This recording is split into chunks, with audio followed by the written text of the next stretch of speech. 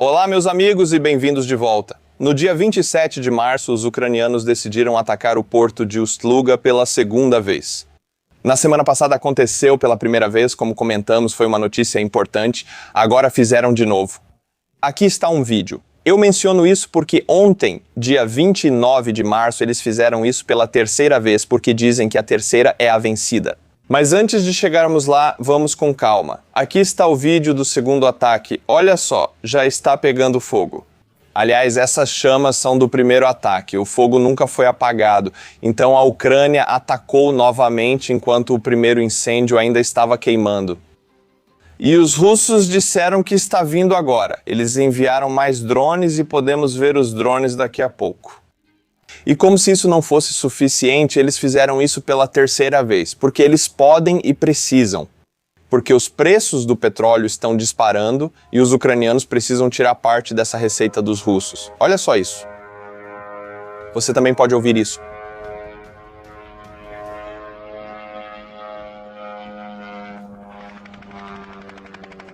Agora, esse é um drone com uma aparência bem peculiar, se posso dizer assim. Isso é karma. Eles tentam derrubá-lo. Não vai dar certo para eles, dá para notar pelas chamas. Se o Ministério da Defesa russo afirmar que derrubamos todos os drones, então sim, talvez tenham conseguido, mas fizeram isso junto com as refinarias de petróleo e a infraestrutura deles.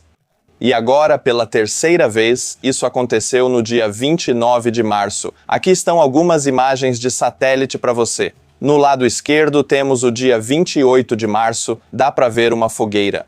Uma é boa, mas duas são melhores. Aqui, 29 de março, duas fogueiras. Aqui tem mais uma. Cada silo de combustível é um alvo, e como pode ver, ainda há muito trabalho na instalação de exportação de Ust-Luga. Mas os ucranianos são muito metódicos e estão fazendo isso. Aqui está outro vídeo do terceiro ataque que aconteceu ontem. Você pode ver que há alguns disparos de defesa antiaérea, mas são bem poucos. E olha só, você pode ver voando, é outro tipo de drone, parece diferente, parece mais com um drone FP1.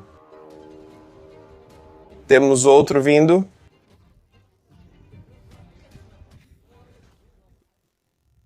Trabalho maravilhoso. Aliás, o vídeo que você está vendo agora é de Ust-Luga.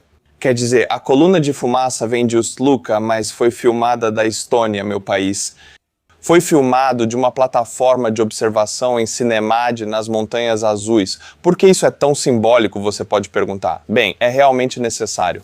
Vou te contar uma pequena lição de história sobre a Batalha da Montanha Azul, a Batalha de Cinemad, onde essas imagens foram filmadas. É uma das batalhas mais lendárias entre o Terceiro Reich e o Exército Vermelho da União Soviética em solo estoniano. Isso aconteceu em 1944, quando o exército alemão em retirada conteve hordas e mais hordas de infantaria do Exército Vermelho no ponto de estrangulamento de Cinemad. Ainda seguimos essa doutrina e temos esses pontos de estrangulamento. Veja só. A força alemã de 22.250 homens, aliás, que na época era composta por muitos estonianos, resistiu a 136 mil soldados soviéticos. Como as forças soviéticas eram constantemente reforçadas, suas baixas totais são estimadas pelo historiador estoniano Martlar em 170 mil mortos e feridos. Então, 22 mil estonianos e alemães causaram 170 mil baixas ao Exército Vermelho em um único ponto de estrangulamento de Cinemad. É uma estratégia de defesa extremamente bem sucedida. É uma batalha lendária. E agora este vídeo está sendo filmado exatamente neste local, na plataforma de observação, e você pode ver a Rússia queimando. É tão simbólico. Eu não aguento. É simplesmente maravilhoso. Para mim, para a minha geração, quero dizer, nossos avós poderiam ter lutado nessa batalha. Para mim, isso é ouro. Não tem nada melhor do que isso. Sabe o que seria melhor? Se houvesse várias colunas de fumaça. Espero que a Ucrânia faça isso acontecer. Talvez neste vídeo esteja chovendo demais ou haja muita neblina para você. Não se preocupem, meus amigos. No dia 27 de março, esta é uma imagem de satélite em alta resolução de Ust-Luga. Podemos ver os resultados de 2 ataques porque o terceiro ainda não aconteceu e a resolução está excelente. absolutamente incrível. As cores foram, claro, realçadas, mas olhe os detalhes. Estou simplesmente apreciando essas fotos. E olhe os trilhos. Muito óleo é trazido para cá. A maior parte é trazida por trem, com esses trens-tanque. E agora eles estão apenas parados aqui porque os navios não conseguem retirar o óleo dos silos, o que significa que os trens não podem descarregar o óleo nos silos porque os silos estão cheios ou pegando fogo. Ou seja, muitos desses trilhos que você pode ver aqui estão ocupados por vagões totalmente carregados de óleo. Isso é maravilhoso. Mas o que exatamente foi atingido no terceiro ataque? Então, na noite de 29 para 30 de março, especificamente o complexo de fracionamento e transbordo de condensado estável de gás, basicamente uma mini refinaria. O complexo Novatek em Ust-Luga é a maior instalação de produção para fracionamento e transbordo de condensado de gás estável no Báltico. Colocado em operação em 2013, a empresa processa matérias-primas em frações leves e pesadas de óleo, querosene, diesel e óleo combustível que são destinados à exportação.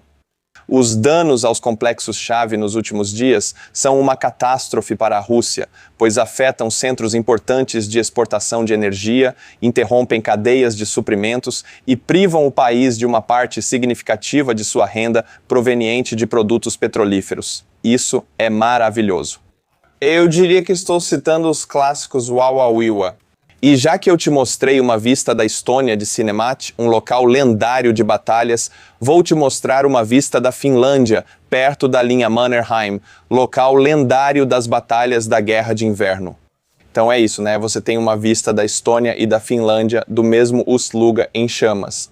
É maravilhoso. Maravilhoso estar nessa parte do mundo agora. Você tem essa bela vista. Aliás, você sabe como os israelenses têm seu sistema de defesa aérea Arrow, que é incrivelmente caro e eficaz. Bem, os russos na verdade adotaram isso, fizeram engenharia reversa e levaram para a Idade da Pedra, na verdade, porque aqui está a defesa aérea russa Arrow. É literalmente um arco e flecha, estou brincando aqui, é claro. Mas o que os russos dizem, russos notáveis, blogueiros militares ou comandantes militares dizem sobre esse ataque à exportação de petróleo russo pelo Báltico. Vou trazer para vocês um comandante russo chamado Slatkov. Eu cito, levamos um chute nas bolas de novo.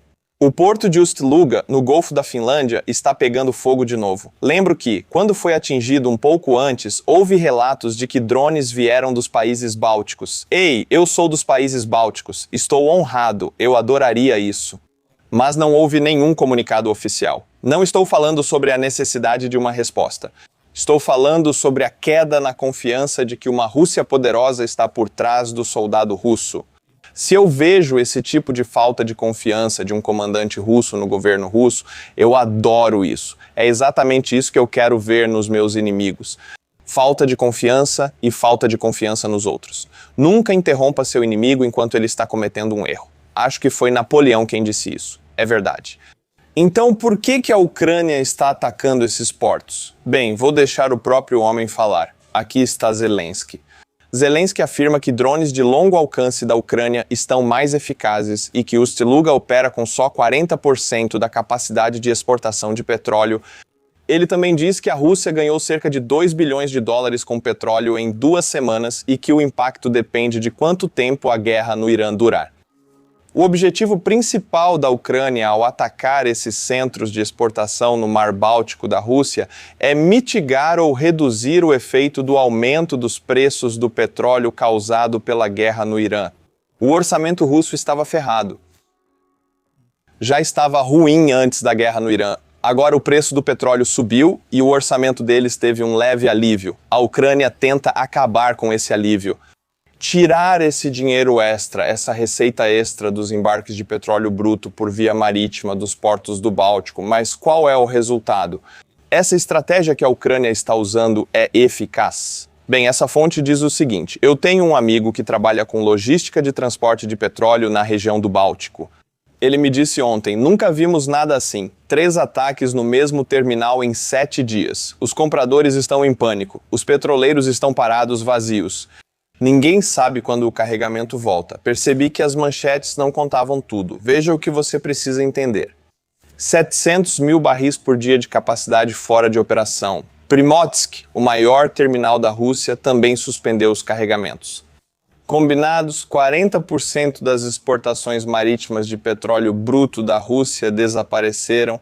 E isso foi feito pela Ucrânia em uma semana. Esse é um resultado insano até mesmo para exércitos mais avançados. Como a Rússia respondeu? Empresas russas e o governo.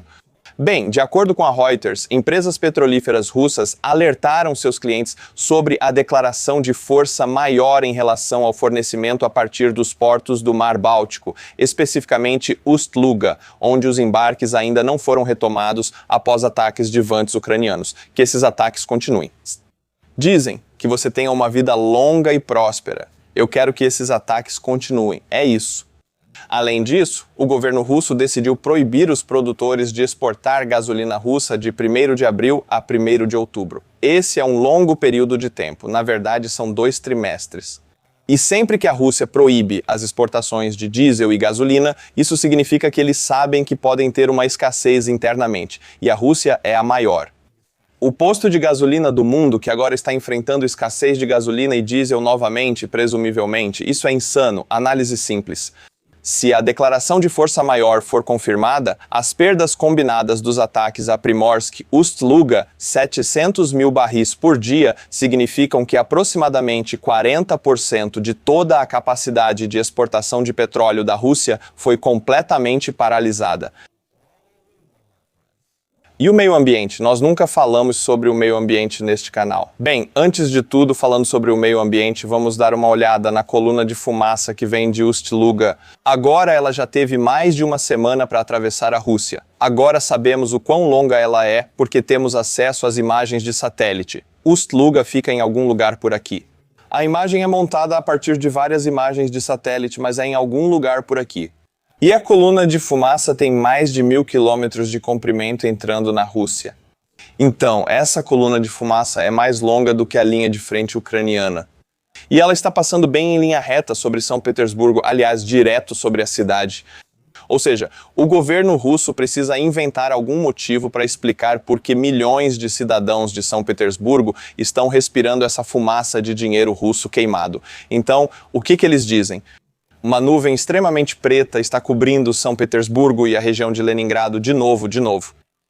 Desde ontem, a névoa ameaçadora só ficou mais densa. O Comitê de Gestão da Natureza explica o que é isso. Vamos lá. O que é isso? Eu não sei. O que pode ser? Estamos falando de condições meteorológicas desfavoráveis. CMD, na verdade, eles têm uma escassez disso. Do 1º grau. Não do 1º grau. Os poluentes se acumulam perto do solo devido a uma mudança brusca de temperatura. O ar não sobe e zonas de estagnação são formadas. Nossa, não as zonas de estagnação.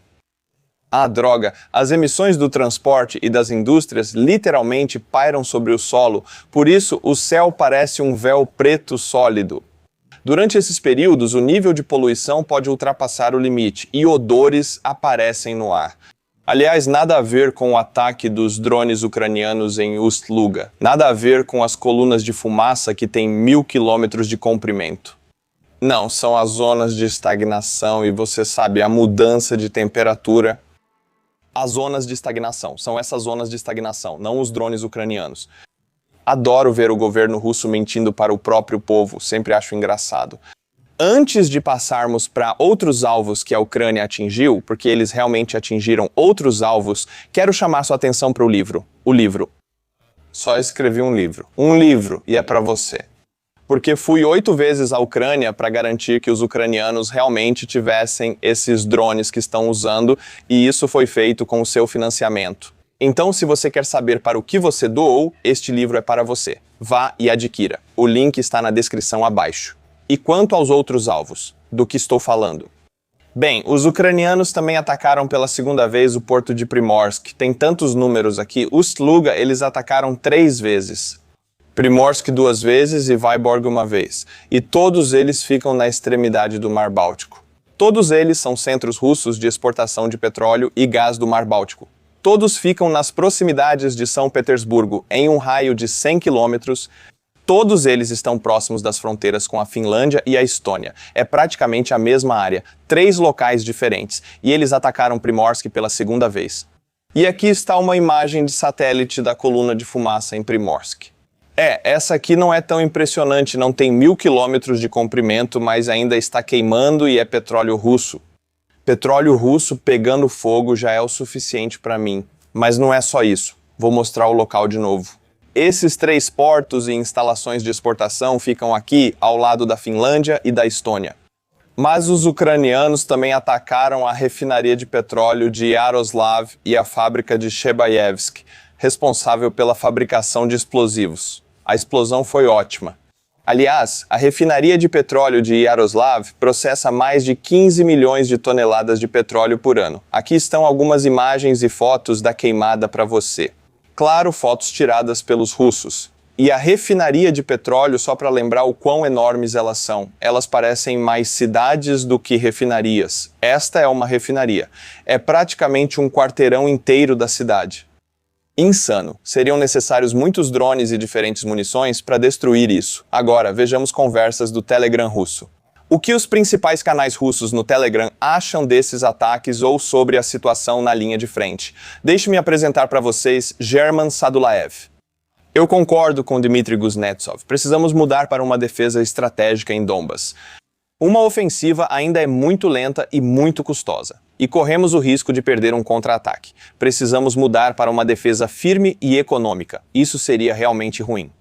A doutrina russa agora é basicamente ofensiva a todo custo, o que é bom porque assim a Ucrânia pode escolher quanto degradar e onde degradar as capacidades russas, porque eles têm defesa, têm zonas de destruição, podem minar certas áreas, deixar os russos avançarem em determinados pontos e bombardear. Você entende? É um campo de batalha no próprio território.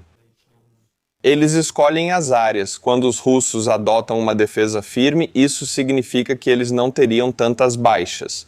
Eles poderiam realmente acumular veículos de combate de infantaria, tanques e drones. Isso seria muito ruim. O melhor para a Ucrânia agora é que os russos ataquem a todo custo. Outro comentário no Telegram. Se você percebeu, os drones dos ucranianos também começaram a ser controlados por operadores. Eles mudam sua trajetória. Isso em comparação com drones que voam com alvos fixos, sem operadores envolvidos, ou seja, eles simplesmente seguem em linha reta e explodem no alvo. Mas se eles são controlados ativamente por operadores, eles podem realmente fazer esses padrões em S, fazer círculos e todo tipo de manobra engraçada no ar. Eles mudam sua trajetória, giram no ar e fazem ainda mais do que isso. Na verdade, esses alvos são difíceis de abater, tanto com armas leves quanto para os sistemas de defesa aérea. Lembrete, não filme nem publique ataques ao exército ucraniano em nenhum lugar. Sim, você pode lembrar disso, mas eu continuo assistindo esses vídeos, essas fotos feitas pelos russos locais, filmando essas fogueiras gratuitas. Eu adoro isso, e eles continuam fazendo, então por favor, continuem fazendo isso, é ótimo. Agora sabemos quanto custou para o governo russo bloquear o Telegram. Acontece que desacelerar o Telegram não sai de graça. Mais de 83 bilhões de rublos foram destinados no orçamento para equipamentos usados na redução de velocidade e em esforços relacionados. Tenho certeza de que isso é importante e útil para a linha de frente. Isso é sarcasmo, é claro, porque caso contrário, esse dinheiro poderia ter sido usado para comprar 400 mil Mavics ou 160 mil sistemas de guerra eletrônica ou para colocar mais 50 satélites Razvet em órbita. A questão é que o governo russo está despejando uma quantidade insana de dinheiro para tentar desacelerar o Telegram. Telegram, que todas as unidades da linha de frente russa usam e dependem para toda a comunicação. É muito estranho. O Kremlin está gastando muito dinheiro para remover essa capacidade das próprias unidades da linha de frente. Parece loucura, e é mesmo. É incrivelmente estúpido. Eles poderiam comprar muitos drones com esse dinheiro, mas não compram. E fico feliz por isso. Citando um provérbio ucraniano muito bom, nós temos muita sorte por eles serem tão incrivelmente estúpidos. Vou terminar o vídeo de hoje com um pequeno lembrete um tanto assustador. A Rússia aumentou seu apoio ao Irã, fornecendo remessas de drones e aconselhamento sobre ataques de drones iranianos. altitude, número de drones por onda, além de fornecer dados de alvos que foram usados para atingir com sucesso instalações de radar militar dos Estados Unidos. O Irã não possui esses satélites. Eles não podem escolher esses alvos, já que não têm esses olhos no espaço que podem observar o que atacar e onde. A Rússia fornece os alvos, as informações e envia os drones para eles. Então, se você é americano e sente que seus recursos, o dinheiro do seu imposto, está sendo desperdiçado porque seus ativos estão em risco no Oriente Médio, ou que as baixas podem aumentar, se houver uma invasão terrestre no Irã, saiba que a Rússia está por trás disso. É tudo obra da Rússia. O Irã sozinho não poderia fazer muito contra as capacidades americanas. Eles não têm essas capacidades. Satélites de reconhecimento são necessários para escolher alvos com precisão, mas eles não têm. A Rússia fornece. É isso, meus amigos. Aproveitei minha segunda-feira, espero que vocês também.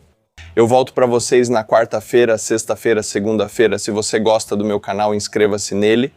Torne-se um membro e me pague um café. E compre o livro para você. Compre também para a sua avó.